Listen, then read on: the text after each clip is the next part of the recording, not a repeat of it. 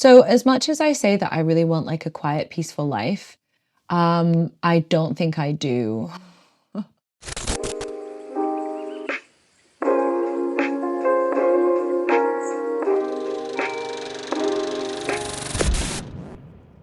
Hey guys.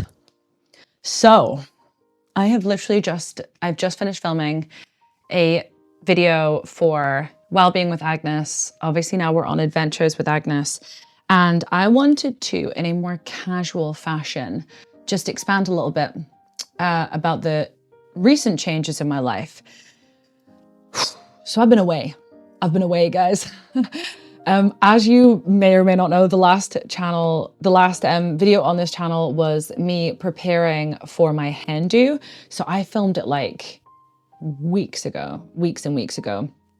And I have been so busy, I just have not had the opportunity to sit down and film whatsoever. On my other channel, I just did a video. I would recommend that you go and watch that one first. I just did a video about non-monogamy and the relationship escalator. So I met someone like 6 weeks ago, and to be honest, that is like one of the biggest reasons why I haven't been here and doing so much of this. But also like in that time I had my hen do, which oh my god, best weekend of my entire life. Like without a shadow of a doubt, best weekend of my entire life. I will go over some of the highlights and I will share some of the stuff. I haven't quite decided whether I'm going to share pictures of like other people or not. I probably won't because I didn't check with everyone. So I'm probably just going to share pictures of me. But we had, oh my God, we had so much fun. My sister should be a professional party planner. I've told her this multiple times. She says she doesn't want to, but she will be so good at it. Basically, the weekend from beginning to end was so meticulously planned with all of my favorite kinds of things. We had a dinner party on the Friday night when we arrived. The theme was Italian Riviera road trip. As you guys know, I'm getting married in Italy. So everybody wore like silk headscarves and like cat's-eye sunglasses and really classy outfits. And it was so cute. So that first night at dinner, I did a bit of an icebreaker. I went around the table and said like how I knew everyone, how long I'd known everyone for. And then they in turn told like a story about me, like a kind of memory or a funny story or whatever. And actually the amount of them that started with this one time Agnes and I were really, really drunk together. The amount of them that started with that, it really made me question some things about my lifestyle choices. So that was the Friday night. And then on the Friday night, we then got in the hot tub. Oh my God, we were at a hot tub. We had a hot tub at this big house we were all staying in. So there were 16 people. So then on the Saturday, I was incredibly rough. So actually the night before, I guess just to give full disclosure, because I do feel it's very important for me to be totally honest on my YouTube channel. I got so drunk on Friday night, I was sick in my own bed. I was sick into my hair, into my bed, and my friend Kat, after having kind of wrestled me around the room for a period of time, she did put me in the shower, and then my soon-to-be sister-in-law and one of my very good friends, two of my very good friends, I couldn't really tell you who was there, helped to shower me and then dry my hair and then put me back in bed whilst the other two were changing my bed. I have never felt so well taken care of, but I was a mess. Like obviously I was a mess. So the next day I was incredibly rough, and we got in a bus to go whitewater rafting, which was also so much fun. So I have had a dream for quite a few years of taking loads of my friends rafting, and especially, this sounds really sadistic, like especially my friends that don't like that kind of activity. I really wanted to take a load of people who were super apprehensive about rafting. I wanted to take them rafting so that they could have a very good, clean, healthy adrenaline rush. And then afterwards, maybe they would see that it was really good fun. I don't know why I've always wanted to do that, but I've always wanted to do that. And that was exactly what happened. So the rafting, it was a relatively easygoing, stretch of the River Tay. But there was so much screaming from the raft that I was in. And yeah, we all got absolutely soaked and it was hilarious. And then actually afterwards, a number of friends told me that they were really, really glad that I made them do it because they wouldn't have done it under their own steam, but like had a really good time. So that was just gorgeous. That was exactly what I was hoping for. And then on the Saturday, oh my God, we played the most disgusting Hindu card game on the way back in the bus, which was like all these dare, like truth. It was basically like hen party, like truth and dare. It was gross and my mum was there for it. So, and also my brother's partner. So I learned way too much about my mum's sex life and my brother's sex life because him and his partner have been together for a very, very, very, very, very long time. So really the only stories she had, she was also talking about my brothers. That was not ideal, but it's just one of those things that happens when you're playing those kind of games. We went home, we had cocktails, we got ready for a really fancy dinner in the house, which was catered. It was so fun. After that, we played a drinking game, actually like a kind of party game around the table after dinner. Then we played sardines, which if you guys didn't know, it's like hide and seek, but one person goes hide and then everybody else goes and searches for them. And when you find the person that's hiding, you just get into the hiding space next to them rather than like disclosing their location. So you get into the hiding space next to them. So then the last person who finds everyone. So we did it kind of partially in the dark and some of us in pairs. So we had like torches on your phone, like running around this big dark house, trying to find the room that like 10 people were quietly hiding in. It was awesome. So the next day we played sardines again, but in the grounds of the house. We were playing it outside, which is a totally different game, but like loved it. Loved it. It's my favorite game of all time. Also on the Sunday, it was one of my best friends and bridesmaids' birthday. So we had like a birthday brunch for her.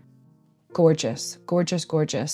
On the Sunday afternoon, evening, we had a silent disco we dressed up. That's what I wore my vintage wedding dress for. And everybody else dressed up as my favorite things. So some people dressed up as like other family members of mine. One of my friends dressed up as my niece, which was so cute. So she wore yellow wellies and dungarees and had her hair like in little bunches. Like, yeah, it was so cute. And actually, my cousin's baby was there because he's really little. And he also dressed up as my niece. He wore like one of her old outfits that she fitted like a year and a half. It was so cute. And one of my friends was like the epitome of feminism because I love feminism. One of my cousins dressed up in all Lucy and Yak stuff because I'm a big fan of their clothing. And one of my friends dressed up as a country park that her and I like live quite close to that we absolutely love. And that was she was in like camouflage with a little sign, shout out. I know she's watching. I loved her outfit. One of my friends dressed up as a tin of Tennants with a huge cardboard Tennants can around her whole body. She couldn't dance in it. It was absolutely hilarious. So then we did this silent disco and I'll include some videos because it was so hectic and it was so much fun, like so much fun. So basically after the weekend, I felt physically ill because I'd really overdone it. But I also I had like such an emotional hangover. I had such an emotional hangover from just like what an amazing weekend it was. Like I felt so incredibly lucky to be surrounded by all these incredible women. There was no drama. Everybody was so helpful. Everyone was so kind and welcoming to each other. Like by day 3, like you really wouldn't have been able to tell who had known each other for like 15 years and who had just met a couple of days ago. Like everyone, oh my God, everyone gelled so well. Also on the Sunday for the dress up thing, my soon-to-be sister-in-law dressed up as one of Oliver Tree's like many characters. Where is he? Oh, it's this guy. She dressed up as this guy with the cowboy hat and the wig. It was so good. And she even had the tiny little glasses and like the fringe jacket. It was so good. And my soon-to-be mother-in-law dressed up as my fiance and put on his old school blazer, put a wig on, put braces on her teeth because that was like the age he was when I first met him. Absolutely iconic. Absolutely iconic. It was just fantastic. We had a friendship bracelet making station. Honestly, so good. So good. So came back from that with a real emotional hangover. And really excited about the wedding, like probably more excited about the wedding afterwards, because then I just kind of knew like all these women have met each other and that's like so nice. Following, what was I talking about? Just everything that I've been doing. Was that the list I was on? I've been busy.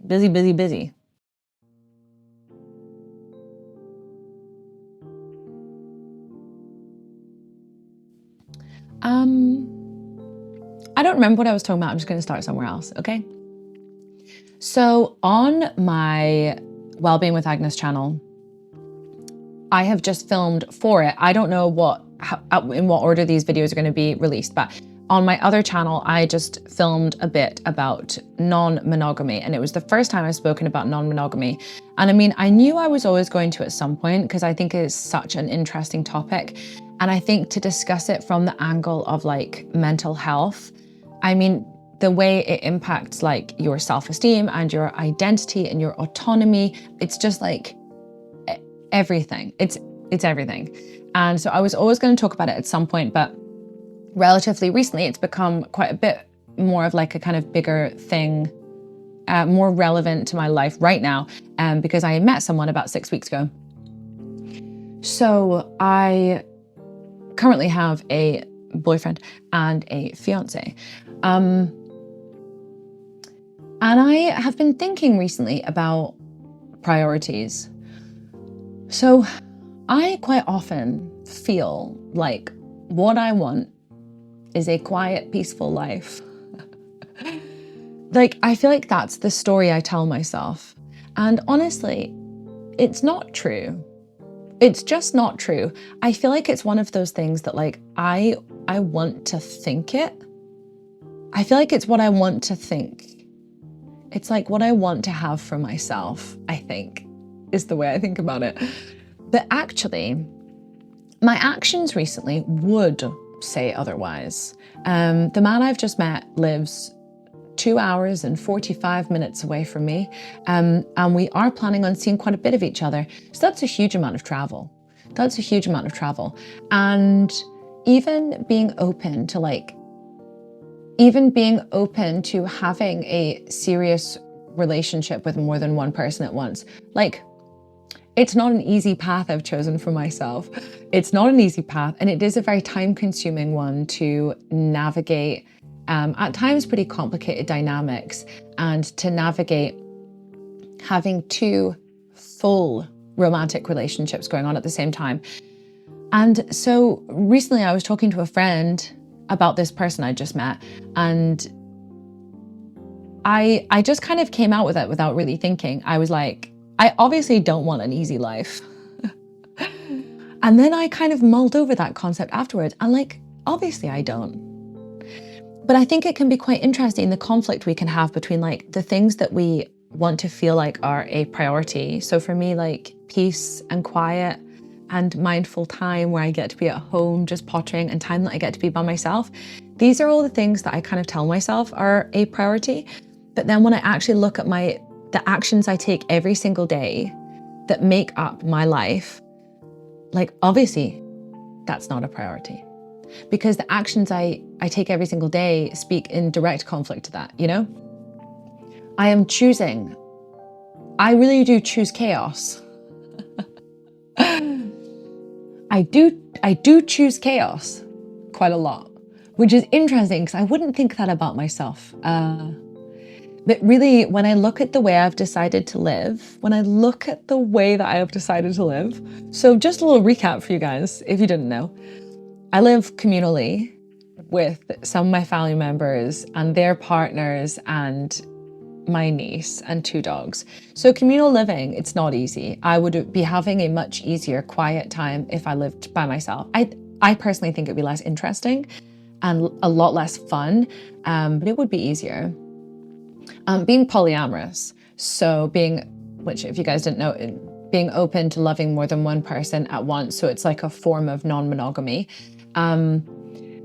So being polyamorous, having agreed to my fiance living in a different country than me, so I'm back and forth, and then having struck up a new relationship with somebody living in a different city, so I'm now committed to being back and forth to there.